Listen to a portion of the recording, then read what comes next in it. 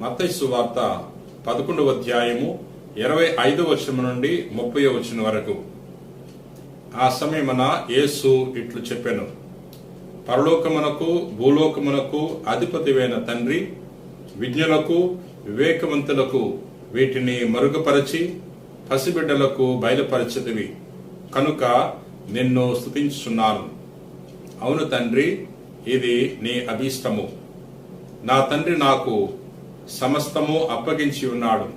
తండ్రి తప్ప మరెవరు కుమారుని ఎరుగరు, కుమారుడు తప్ప మరెవరు తండ్రిని ఎరుగరు.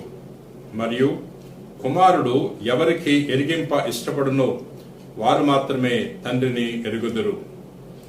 భారముచే అలిసి సలసి ఉన్న సమస్త జనులారా, నా యొద్దకు రండు, మీకు విశ్రాంతి నొసగెదను.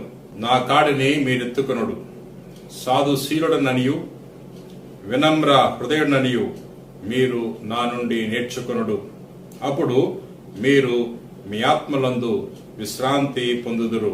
ఎలయనా నా కాడి సులువైనది, నా బరువు తేలికైనది. ఇది క్రీస్తు సువిశేషము. క్రీస్తువా మీకు స్తుతి కలుగునుగాక.